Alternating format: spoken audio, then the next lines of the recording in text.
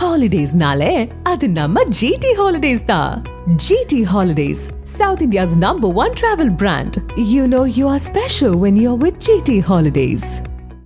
2021 ஆட்சிக்கட்டிலில் திராவிட முன்னேற்றக் கழகம் அமர்ந்தபோது பெரும் பங்களிப்பை தந்தது அரசு ஊழியர்கள் அப்படின்னு ஒரு வாதம் முன்வைக்கப்பட்டது. கண்மூடித்தனமாக அரசு ஊழியர்கள் திராவிட முன்னேற்றக் கழகத்தை ஆதரித்தார்கள். ஆட்சி கட்டிலில் அமர்ந்ததற்கு மிக முக்கியமான ஒரு காரணம் நாங்கள் தான் அப்படின்னு நிறைய அமைப்பு சங்க தலைவர்கள் பகிர்ந்த கருத்துக்களை நம்ம பார்த்தோம். இதற்கு முன்னதாக தொடர் கோரிக்கைகள் இந்த ஆட்சி வரும்போது உறுதியாக நடைமுறைப்படுத்தப்படும். ஏன் அப்படின்னு பார்க்கும் பொழுது தற்போதைய முதலமைச்சர் கடந்த ஆட்சியின் போது எதிர்க்கட்சி தலைவராக இருந்தபோது உங்களை போன்ற இயக்கங்கள் அமைப்புகள் போராட்ட களத்திற்கு நீங்கள் ஆர்ப்பாட்டம் போராட்டத்தின் போது அந்த களத்திற்கே வந்து பார்த்ததோடு உறுதியாக நம்ம ஆட்சி அமைந்தால் இந்த கோரிக்கைகள் நிறைவேற்றி தரப்படும் அப்படின்ற ஒரு வாக்குறுதியும் அந்த களத்திற்கே வந்து அளித்ததையும் நம்ம பார்த்தோம். ஸோ ஒரு பெரும் எதிர்பார்ப்போடு தான் இந்த ஆட்சி அமர்ந்தது. நீங்களும் பெரிய எதிர்பார்ப்புகள் உறுதியாக இந்த ஆட்சி வந்து நமக்கான கோரிக்கைகளை நிறைவேற்றி தரும் அப்படின்னு எதிர்பார்த்து தான் இருந்தீர்கள். ஆனால் இன்னும் 6-7 மாதங்களில் அடுத்த தேர்தல் 26 தேர்தலே வரப்போகிறது. ஆனால் இன்னமும் உங்களுடைய கோரிக்கைகளுக்காக நீங்கள் போராடக்கூடிய நிலைமை தொடர்கிறது. உண்மையில் என்ன சார் நடக்குது? அனைவருக்கும் வணக்கம். நீங்கள் சொல்வது 100க்கு 100 உண்மை. ஏன்னா 2021 திமுக ஆட்சிக்கு வருவதற்கு முன்பாக 10 ஆண்டு காலம் அதிமுக ஆட்சி நடைபெற்றது. அந்த அதிமுக ஆட்சியில் பல்வேறு விதமான கோரிக்கைகள் தீர்க்கப்படாமல் இருந்தது. குறிப்பாக புதிய ஓய்வூதிய திட்டத்தை கைவிடுவோம் என்று 2011 ஜெயலலிதா தேர்தல் வாக்குறுதி அளித்தார். கிட்டத்தட்ட 10 ஆண்டுகள் அந்த ஆட்சி நடந்த பிறகும் அந்த கோரிக்கை ஏற்றுக்கொள்ளப்படவில்லை. அதேபோல் போக்குவரத்து கழகங்களில் பணிபுரியக்கூடிய தொழிலாளர்களுக்கு பல்வேறு பிரச்சனைகள். அப்போது அந்த ஆட்சியின் போது என்ன சார் பதில் சொன்னாங்க உங்களுக்கு? அவர்கள் ஒரு கமிஷனை போட்டார்கள். 2011 அதிமுக ஆட்சி அமைந்தவுடன் ஒரு கமிஷனை போட்டு ஆய்வு செய்வதாக சொன்னார்கள். 2 கமிஷன் போட்டாங்க. கடைசி வரைக்கும் இந்த ஆட்சி முடிகிற வரைக்கும் அந்த பிரச்சனையில் எந்த முடிவும் ஏற்படவில்லை. தேர்தல் வாக்குறுதி என்பது உறுதியாக செய்து தரப்படும் அப்படின்றதான எலெக்ஷன் மேனிஃபெஸ்டோ. அதான் மேனிஃபெஸ்டோ. அதாவது இந்த அமைந்ததுக்கு அப்புறமா கமிஷன் அமைத்தது தான் உச்சபட்சமாக பார்க்குறோம். அப்போ இந்த ஆட்சி வரும் பொழுது 10 ஆண்டு காலம் அதிமுக ஆட்சியில் தீர்க்கப்படாத கோரிக்கைகள் இந்த அரசு தீர்க்கும் என்ற எதிர்பார்ப்பு பொதுவாக எல்லோர் மத்தியிலும் இருந்தது. அதற்கு ஏற்ற அடிப்படையில் திமுகவும் தன்னுடைய தேர்தல் வாக்குறுதியை கொடுத்தது. இப்போ குறிப்பாக நீங்கள் 3-4 விஷயங்கள். ஒன்று, இப்போ போக்குவரத்து ஊழியர்களை பொறுத்தளவில் பழைய ஓய்வூதிய திட்டம் அமுல்படுத்தப்பட படும் என்று ஒரு தேர்தல் வாக்குறுதி. அரசு ஊழியர்களுக்கு பழைய ஓய்வூதிய திட்டம் அமுல்படுத்த வேண்டும் என்று தேர்தல் வாக்குறுதி. அதே போல அந்த தேர்தல் வாக்குறுதியில் பரிசீலிக்கப்படும், ஆலோசிக்கப்படும், நிறைவேற்றப்படும் தேர்தல் வாக்குறுதி. அப்படிதான் தேர்தல் வாக்குறுதி.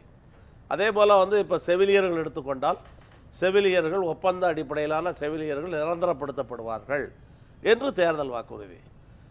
அப்போ இந்த தேர்தல் வாக்குறுதி எல்லாம் 10 ஆண்டு காலம் இந்த ஆட்சியில் தீராத பிரச்சனை.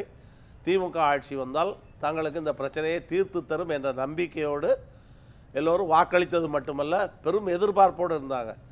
இப்போ பிரச்சனை என்னன்னா, இந்த அரசை பொறுத்தளவில் செய்வார்கள் என்று எதிர்பார்த்து ஏமாந்தது தான் அதை விட கோபம் இருக்கிறது.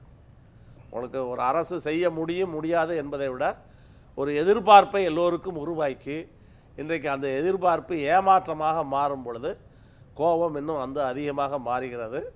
அரசாங்கம் கொடுத்த வாக்குறுதியை நிறைவேற்ற வேண்டும். முதலமைச்சர் வந்து எல்லா இடங்களிலும் சொல்கிறார், நாங்கள் தேர்தல் வாக்குறுதியில் நிறைவேற்றி விட்டோம் என்று சொல்கிறார்கள். ஆனால் குறிப்பாக தொழிலாளர்கள் சம்பந்தப்பட்ட பிரச்சனைகளில், ஊழியர்கள் சம்பந்தப்பட்ட பிரச்சனைகளில் இவர்கள் கொடுத்த எந்த வாக்குறுதியும் நிறைவேற்றப்பட. பழைய ஓய்வூதிய திட்டம் வந்து ஒரு வாக்குறுதி தான். அது மாதிரி ஒரு 9 வாக்குறுதிகள் இல்லை. பழைய ஓய்வூதிய திட்டம் என்பது அரசு ஊழியர்களுக்கு தனியாக ஒரு வாக்குறுதி கொடுத்திருக்கிறார்கள். எங்கள் ஓய்வூதியத்தை பொறுத்தளவில் அரசு ஊழியர் ஊதியத்திலிருந்து கொஞ்சம் வித்தியாசமானது. நாங்கள் ஒப்பந்தத்தின் மூலம் வந்து இந்த ஓய்வூதியத்தை உருவாக்கினோம். அது திராவிட முன்னேற்ற கழக ஆட்சியில் தான் 1998 உருவாக்கப்பட்டது. அதனால் தேர்தல் வாக்குறுதியில் என்ன சொல்கிறாங்கன்னா, 1998 திமுக ஆட்சியில் உருவாக்கப்பட்ட அந்த பழைய ஓய்வூதிய திட்டத்தை இந்த அதிமுக அரசாங்கம் சீர்குலைச்சிருச்சு. அதனால் மீண்டும் நாங்கள் ஆட்சிக்கு வரும்பொழுது அந்த பழைய ஓய்வூதிய திட்டத்தை அமுல்படுத்துவோம். சீர்குலைத்தார்கள் என்ற வாதம் இருக்குது. உண்மைதான். அதாவது 1/4/2003 பிறகு உள்ளவர்களுக்கு புதிய ஓய்வூதிய திட்டம் என்று அதிமுக தான் வந்து அறிவிக்கப்பட்டது. அதிமுக உத்தரவு போட்டது. அந்த உத்தரவு தவறு என்று சொல்லி திருப்பி ஜெயலலிதாவே வந்து 2011 நான் வந்தால் ஆட்சிக்கு வந்தால் பழைய ஓய்வூதிய திட்டத்தை அமுல்படுத்துவோம் என்று சொன்னார்கள். 10 வருஷம் சரி செய்வேன்னு அவங்களே அதை ஆமாம் அந்த அம்மாவே சொல்லிச்சு. 10 வருஷம் வந்து ஏன்னா அந்த ஓய்வூதிய திட்டம் விஷயத்தில் திமுகவும் அதிமுகவும் பயங்கரமாக வந்து எல்லோரையும் ஏமாற்றுது என்பதுதான் என்னுடைய குற்றச்சாட்டு. அதாவது இந்த புதிய ஓய்வூதிய திட்டத்தை கொண்டு வந்தது வாஜ்பாய் அரசாங்கம். இப்போ வாஜ்பாய் அரசாங்கம் மந்திரி சபையில் முடிவெடுத்து அவசர சட்டமாக நிறைவேற்றுது. அப்போ அந்த மந்திரி சபையில் திமுகவும் பங்குதாரர் அங்கம் வகித்தது. அதனால் அந்த மந்திரி சபை தான் அவசர சட்டத்தின் மூலமாக கொண்டு வருது. வாஜ்பாய் அரசாங்கம் 1/1/2004 இருந்து புதிய பென்ஷன் திட்டம் எந்த அடிப்படையில் அப்போ எதிர்த்தாங்க சார் திராவிட முன்னேற்ற கழகம்? எதிர்க்கல, ஆதரிச்சாங்க. அதை எந்த இடத்துல ஆதரித்தார்கள்? அதை மந்திரி சபை முடிவு அடிப்படையில் தான் அவசர சட்டம் வருது. அதனால் மந்திரி சபை முடிவு அடிப்படையில் அவசர சட்டம் நிறைவேற்றப்பட்டது. அது 1/1/2004 இருந்து 1/1/2004 என்று அவசர சட்டம் வரும்பொழுது இந்த அம்மா ஆட்சியில் இருந்தவங்க நீ என்ன 1/1/2004 நான் 1/4/2003 இருந்தே புதிய ஓய்வூதிய திட்டம்னு இந்த அம்மா அறிவித்தாங்க. 2006 கலைஞர் இவங்க தான் மந்திரி சபையில் முடிவு செய்து கொண்டு வந்தது. கலைஞர் நான் வந்தால் பழைய ஓய்வூதிய திட்டத்தை அமுல்படுத்துவேன் என்று சொன்னார் கலைஞர். 2006 இருந்து 2011 வரைக்கும் திமுக ஆட்சி நடந்துச்சு, எதுவுமே செய்யலை. 2011 புதிய ஓய்வூதிய திட்டத்துக்கான சட்டம் பாராளுமன்றத்தில் வந்தபோது திமுக ஆதரித்து வாக்களித்தது. திமுக ஆதரித்து வாக்களித்து அதிமுக எதிர்த்து வாக்களிச்சிச்சு. இப்போ 2011 எதிர்த்து வாக்களிச்சுட்டு நான் வந்தால் பழைய ஓய்வூதிய திட்டத்தை அமல்படுத்துவோன்னு இந்த அம்மா சொன்னாங்க. 10 வருஷம் அதிமுக ஆட்சியில் எல்லாம் நடக்கலை. திருப்பி இவங்க வந்து நாங்கள் பழைய ஓய்வூதிய திட்டத்தை அமல்படுத்துவோம்னு தேர்தல் வாக்குறுதி கொடுத்தார்கள். இப்போ 4.5 ஆண்டுகள் முடிந்து விட்டது. இதுவரைக்கும் அது கமிஷன்லேயே ஓடிக்கிட்டு இருக்குது. அதில் திமுகவும் அதிமுகவும் கிட்டத்தட்ட தேர்தல் வாக்குறுதி என்ற பெயரில் 20 ஆண்டுகளாக பொதுவாக ஊழியர்கள் ஒரு விஷயத்தை வந்து நான் தெளிவாக எல்லாம் சொல்லணும்னா இந்தியாவிலே எந்த ஓய்வூதியமும் இல்லாத ஒரே மாநிலம் தமிழகம் மட்டும்தான். எந்த ஓய்வூதியமும் இல்லாத மாநிலம் தமிழகம் மட்டும்தான். இது தமிழகம் பெரிய அளவுக்கு வந்து சமூக நீதி அரசெல்லாம் என்று சொல்லுகிறார்களெல்லாம், தமிழ்நாட்டில் மட்டும்தான் ஓய்வூதியமே கிடையாது. இப்போ புதிய ஓய்வூதிய திட்டத்தை நாங்கள் எதுக்குறோம். ஆனால் அந்த ஓய்வூதிய திட்டம் வந்து மற்ற மாநிலங்களில் இருக்குது. இப்போ நியூ பென்ஷன் ஸ்கீம்னு சொல்கிறாங்கல்ல, அந்த பென்ஷன் ஸ்கீமில் பென்ஷன் என்ன கிடைக்கும்? ஒரு பைசாவும் கிடைக்காத பென்ஷன் ஸ்கீமுக்கு பேர் new pension scheme. Pension scheme பேர் அதுக்கு. ஆனால் ஒரு பைசா கூட பென்ஷன் கிடையாது. இந்தியாவில் கிராஜுவிட்டியே இல்லாத ஒரே மாநிலம் தமிழகம். 22 ஆண்டுகளாக திமுக அதிமுக மாறி மாறி தமிழகத்தில் இருக்கக்கூடிய பெரும்பகுதியான ஊழியர்களை இந்த விஷயத்தில் வந்து வஞ்சிக்கிறார்கள். தேர்தல் வாக்குறுதி கொடுத்து நிறைவேற்றல. சார் 21 ஆட்சி அமைச்சிட்டாங்க. நீங்கள் உறுதியாக தேர்தல் வாக்குறுதி இவங்க செஞ்சுருவாங்க அப்படின்னு நம்பி காத்து கொண்டு இருந்தீங்க. எப்போ சார் உணர்ந்தீங்க இவங்க செய்யலை, இது கிடப்பில் போட முயல்கிறார்கள் அப்படின்னு எப்போ உணர்ந்தீங்க? ஏன்னா இன்னும் 6 மாதத்தில் அடுத்த தேர்தலே வரப்போகுது. ஏறக்குறைய 4.5 ஆண்டுகளுமே உங்களோட போராட்டம் தொடர்வதை நம்ம பார்க்குறோம். எப்போ சார் உணர்ந்தீங்க இவங்களும் இதை பண்ண மாட்டாங்கன்னு ஆரம்பத்திலே உணர ஆரம்பித்து விட்டீர்களா? இல்லை, நம்ம கோரிக்கை வைத்து அரசாங்கத்திடம் சொல்லும் பொழுது, இது நீங்கள் பிடிஆர் பழனிவேல்ராஜன் நிதியமைச்சராக இருக்கும் பொழுதே அவர் வந்தவுடனே சொல்லிட்டார் பழைய ஓய்வூதிய திட்டம் சாத்தியமில்லை என்று. அப்போ இருந்தே இந்த போராட்டங்கள் தொடருது.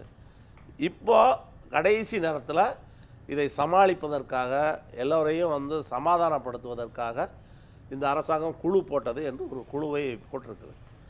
அந்த குழுவும் வந்து சாத்தியப்படுத்துவதற்கான முயற்சியாக அதை நீங்கள் பார்த்தீங்க பிடிஆரோட ஸ்டேட்மெண்ட்டுக்கு ஆப்போசிட்டாக? அல்ல, அவங்க வந்து என்னென்னா எல்லாமே அரசியல் தாங்க, ஏமாத்துறாங்க அப்படிங்கிறது தான் என்னுடைய குற்றச்சாட்டு. இது வந்து பழைய ஓய்வூதிய திட்டம் என்று இந்த அரசாங்கம் ஊழியர்களை ஏமாற்றுகிறது. நீங்கள் வந்து சொன்னதை செய்கிறதுக்கு இதில் போய் ஆய்வு செய்வதற்கெல்லாம் எந்த பிரச்சனையும் இல்லை. ஆய்வு செய்வதற்கு என்ன இருக்குது? பழைய ஓய்வூதிய திட்டத்திற்கு புதிய ஓய்வூதிய என்ன பாதிப்பு சார்? நீங்கள் போக்குவரத்து தொழிலாளர்கள் இதனால் எதிர்கொள்ளக்கூடிய பாதிப்பு? ஓய்வூதியமே இல்லை, அதுதான் பாதிப்பு. வேற என்ன பாதிப்பு? ஓய்வு பெற்ற பிறகு ஓய்வூதியம் என்பது அவருடைய வாழ்வாதாரம். இதுதான் வந்து உலக ஓய்வூதியத்தினுடைய அடிப்படையே இதுதானே. இப்போ முதியோர் பென்ஷன் கொடுக்குறாங்க. எந்த பென்ஷன் கொடுத்தாலும் வயதான காலத்தில் என்னால் வந்து எந்த விதமான வருமானமும் ஈட்ட முடியாது. அவர்களுக்கான பாதுகாப்பை பாதுகாப்பு ஒரு சமூக பாதுகாப்பு திட்டம். இந்த சமூக பாதுகாப்பு திட்டம் எல்லோருக்கும் கட்டாயம் இருக்க வேண்டும். அது வந்து வேலையில் இருப்பவங்க மட்டும் இல்லை, அரசு ஊழியர்களாக இருந்தாலும் சரி, தனியார் துறை ஊழியர்களாக இருந்தாலும் சரி, அவர்கள் பணி ஓய்வுக்கு பின்பு வயதான காலத்தில் சமூக ஓய்வூதிய திட்டம் என்பது வேணும். இப்போ உங்களை போன்ற நிறையா இந்த சங்கங்கள், அரசு ஊழியர் சங்கங்கள், அலுவலர் சங்கங்கள் பேசும்பொழுது கூட இந்த பழைய ஓய்வூதிய திட்டத்தை வந்து நம்ம இது நடைமுறைப்படுத்தினால் அரசுக்கு வந்து லாபம் தான், புதிய ஓய்வூதிய திட்டத்தினால் அரசுக்கு நட்டம் தான் அப்படின்ற ஒரு கருத்தை கூட முன்வைக்கிறது. அது உண்மையா? அதாவதுங்க, இப்போ வந்து பழைய ஓய்வூதிய திட்டத்தை அமல்படுத்தினால் அரசாங்கத்துக்கு ஆகிறத விட புதிய ஓய்வூதிய திட்டத்தை இப்போ மோடி அரசாங்கம் ஒரு ஸ்கீம் அறிவித்திருக்கிறது, யூனிஃபைடு பென்ஷன் ஸ்கீம்னு. அதில் வந்து அரசாங்கம் தொழிலாளர்களுக்காக 18% அவங்களுடைய அடிப்படை சம்பளம் மஞ்சப்படியில் கான்ட்ரிபியூட் பண்ணணும், இவங்க ஒரு 10% போடணும், இந்த 28% வச்சு பென்ஷன் கொடுக்கலாம் என்று அறிவித்திருக்கிறது. ஆனால் இப்போ அரசாங்கம் கொடுத்துக்கிட்டு இருக்கிறது வந்து அதை விட குறைவாகத்தான் கொடுத்துக்கிட்டு இருக்குது. அதனால் வந்து நீங்கள் லாப நஷ்ட பிரச்சனையெல்லாம் ரெண்டாவதுங்க, எதுவாக இருக்கட்டும், அது எல்லாமே வந்து லாப நஷ்ட கணக்குக்குள்ளே நம்ம போகலை. நீங்கள் ஒரு தேர்தல் வாக்குறுதி கொடுத்தீங்க, அதை நிறைவேற்றலை. இப்போ நாங்கள் காத்திருப்போம். இல்லை, இதற்கான காரணம் நிதி நெருக்கடி என்ற இடத்தில் இதை பகிர்ந்துக்கிறாங்க. இந்த கருத்துக்களும் இல்லை, அதை வந்து நிதி நெருக்கடி என்று அரசாங்கம் சொல்வது கோரிக்கை இவங்க வந்து சொல்வதற்கு முன்னாடியே தெரியணுமில்ல. இது நிதி நெருக்கடி சம்மந்தப்பட்ட பிரச்சனையே கிடையாதுங்க. நிதி நெருக்கடி சம்மந்தப்பட்ட இப்போ மற்ற மாநிலங்களில் அமல்படுத்தி இருக்கிறாங்க, எல்லா மாநிலங்கள்லையும் இந்த பிரச்சனைகள் என்பது வந்து இருக்குது. இதெல்லாம் சார் அப்போ நடைமுறைப்படுத்துவதில் என்ன சிக்கல்னு அரசு தரப்பில் சொல்கிறாங்க. நீங்கள் இப்போ கமிஷன் அமைக்கிறாங்க, இதெல்லாம் நீங்கள் பார்த்துட்டே வரீங்க, தொடர்ந்து 15-20 ஆண்டுகளாக தொடர்கிற போது இந்த அரசாங்கம் என்ன விளக்கத்தை சார் கொடுக்குறாங்கன்னு கேட்குறேன். விளக்கம் இதுவரைக்கும் கொடுக்கலங்கிறதான பிரச்சனை. 4.5 ஆண்டுகளில் விளக்கம் கொடுக்கவில்லை. அண்ணாதுரை அந்த காலத்தில் சொல்லியிருக்கிறாரு, ஏதாவது ஒரு பிரச்சனையை கிடப்பில் போடணும்னா ஒரு கமிஷனை போட்டால் கிளப்புற போட்டுருவாங்கன்ட்டு. நான் இப்போ விளக்கம் சொல்ல முடியாத விஷயங்களுக்கு இந்த அரசாங்கம் ஒரு கமிஷனை போட்டிருக்குது, அவ்வளவுதான். வேறு இதில் வந்து விளக்கம் சொல்வதற்கு என்ன இருக்குது? இப்போ நாங்கள் காத்திருப்பு போராட்டம் 54வது நாளாக இன்றைக்கி நடத்திக்கிட்டு இருக்கோம். 4 கோரிக்கை தான். ஒன்று பழைய ஓய்வூதிய திட்டத்தை அமல்படுத்தணும், இன்னொன்று தொழிலாளர்களுடைய பணம் 15,000 கோடியை அந்த அரசாங்கம் எடுத்து செலவு பண்ணிடுச்சு. 15,000 கோடியை 25 மாதங்களாக ரிட்டையர்டான தொழிலாளிகளுக்கு ஓய்வு கால பலன் கிடைக்கல. தொழிலாளியுடைய பணத்தை இந்த அரசாங்கம் வைத்துக்கொண்டு தர மறுக்குது. இதில் என்ன நியாயம் இருக்குது? எங்கள் பணத்தை இன்றைக்கி அரசாங்கம் தர மறுக்குது. எங்களுக்கு தர வேண்டிய பாக்கி பணம் மட்டும் 2,000 கோடி ரூபாய். 2,000 கோடி ரூபாய் ரிட்டையர்டான தொழிலாளிக்கு பணம் செட்டில் ஆகலை. இப்போ நாங்கள் வந்து 53 நாட்களாக நீ எங்கள் பணத்தை செட்டில் பண்ணுங்கிறது தான் கோரிக்கை. நீ புதிய ஓய்வூதிய திட்டத்தை ரத்து பண்ணுறது, இல்லாட்டி புதிய சலுகை கொடுக்கறது, இதெல்லாம் வேற. 30 வருஷமாக நான் வந்து உழைத்து சம்பாதித்து என்னுடைய வருங்கால வைப்பு நிதியில் நான் சேமித்த பணம், நான் ரிட்டையர்ட் ஆகும்போது எனக்கு பயன்படும் என்று சேமித்த பணத்தை ரிட்டையர்டாகி 25 மாதமாக தரமாட்டோம் என்று ஒரு அரசாங்கம் இருக்குமே. ஆனால் 53 நாளாக காத்திருப்பு நடந்த பிறகும் கூட நாங்கள் இப்போ கூட என்ன கேட்டோம்னா அரசாங்கத்திட்ட, அமைச்சர் கூட எங்களை அழைத்து பேசினார். சரி ரைட்டு, உங்களுக்கு கஷ்டம்னு சொல்கிறீங்க, எப்போ தருவீங்கன்னு சொல்லுங்கள். 1 மாதத்தில் தருவீங்களா? நாங்கள் செப்டம்பர் 1ஆம் தேதி அமைச்சரை பார்த்தோம். அப்போ அவர்கிட்ட என்ன சொன்னோம்னா, தீபாவளிக்கு முன்பாக கொடுங்கன்னு சொன்னோம். இப்போ தீபாவளியும் வரப்போகுது. இப்போ எப்போவும் என்னுடைய பணத்தை அரசாங்கம் வைத்துக்கொண்டு எப்போ தருவேன் அப்படின்னு கூட வந்து அரசாங்கம் சொல்ல மறுக்குதுன்னா இது என்ன அரசாங்கம்? நம்ம தொடர்ந்து பேச